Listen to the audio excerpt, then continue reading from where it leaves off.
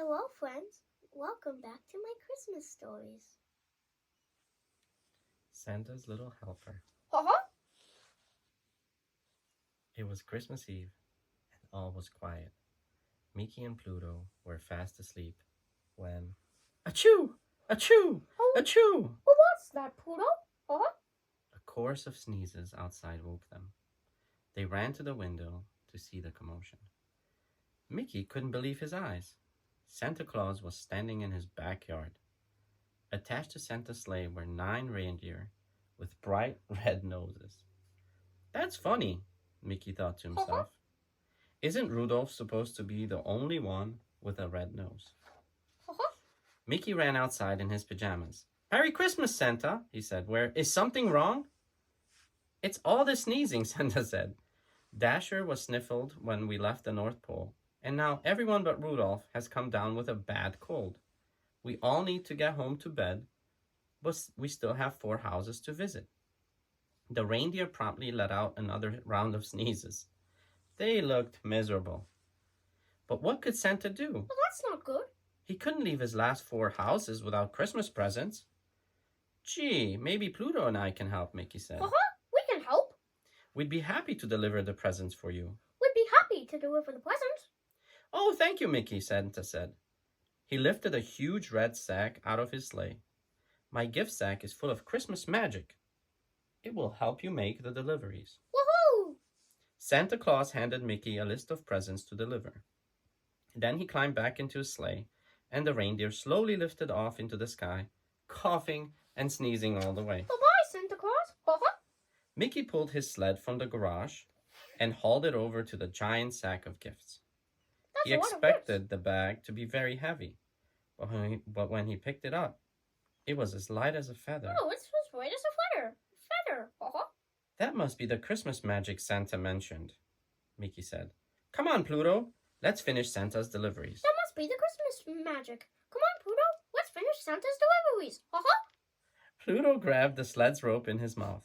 He stepped forward to pull it behind him when suddenly... Go, Pluto! Pluto, Mickey, and the sled rose into the air. They were flying. That's not good. Whoa! More Christmas magic, Mickey said. This is some Christmas magic. Holding on tight as the sled steered itself to the first stop. Oh, where's it going? In no time at all, the sled landed on Daisy's roof. What? Mickey and Pluto quickly hopped out. How do you think I get inside? Mickey How do I get asked, inside the chimney? lifting the Christmas sack over his shoulder. Santa goes down the chimney. Should I try? Pluto nodded, and Mickey walked to the chimney. Okay, how do we do this? He leaned over and looked down. Before he knew it, he was sliding into Daisy's living room. He landed on the ground with a puff of chimney soot. This Christmas magic takes some getting used to, he said as he rubbed his sore backside. This Christmas magic needs some getting used to. Mickey looked over Santa's list and then took Daisy's gifts from the giant sack.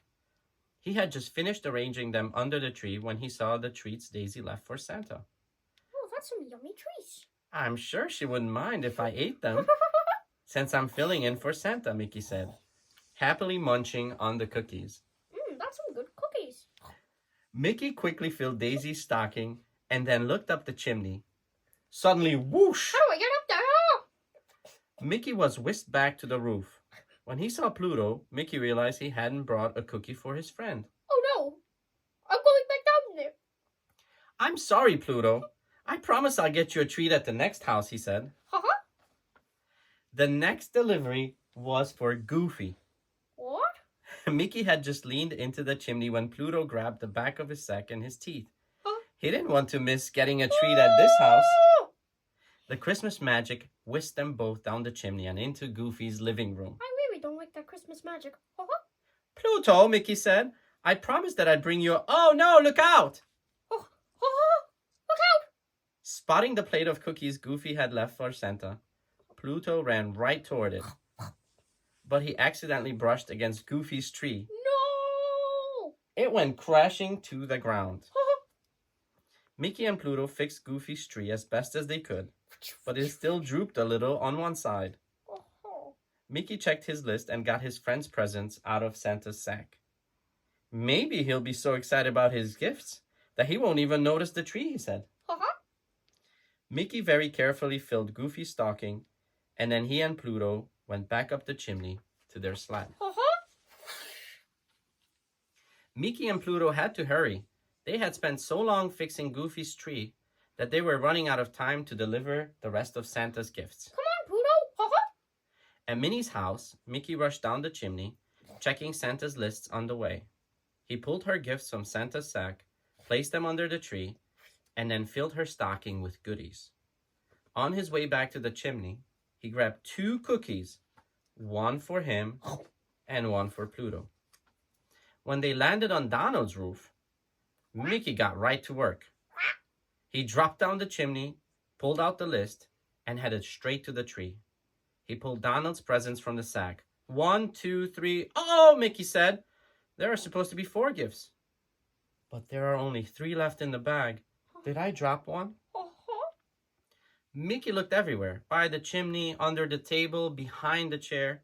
As he was crouching to look beneath the sofa, Mickey heard footsteps upstairs.